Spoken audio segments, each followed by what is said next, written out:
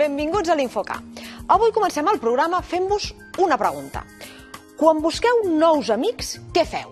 Us apropeu als nens i nenes que tenen uns gustos i aficions semblants als vostres o al contrari? Busqueu els que són més diferents. Segons els experts, tots tendim a barrejar-nos amb aquelles persones que creiem que s'assemblen més a nosaltres.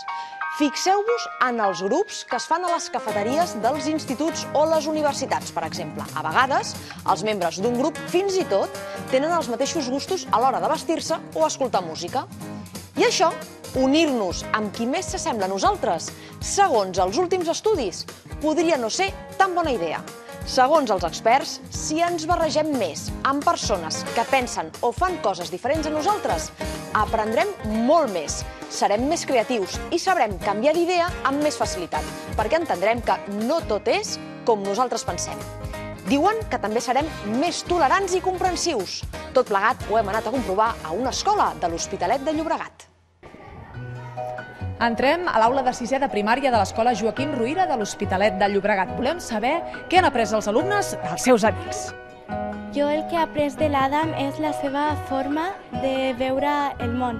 És extraordinari perquè sempre que passa alguna situació, alguna complicació, troba la manera positiva i a mi em costa. Me vaig oblidar el meu entrepà a casa, sense voler. Llavors, una companya meva em va donar una mica del seu. Aquell dia em vaig sentir que el menjar d'altres països poden ser tan bons com el del teu.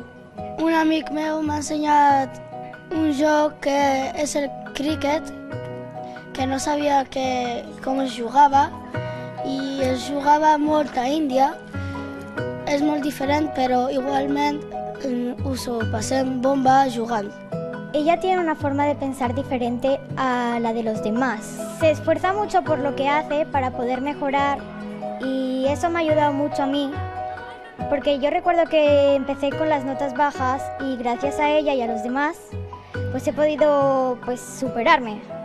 Tenir amics amb opinions, gustos o costums diferents els ha ajudat a entendre millor el món, tot i que a vegades Un altre pensa diferent i potser s'arma algun problema. Pero igualmente, aún así, aunque se haya armat aquell problema, nos hem perdonat i ho hem solucionat tot. segons els experts, per comoditat, ens barregem amb amics que pensen igual que nosaltres o que tenen gustos o costums semblants. Però és evident que d'aquesta manera ens perdem moltes coses.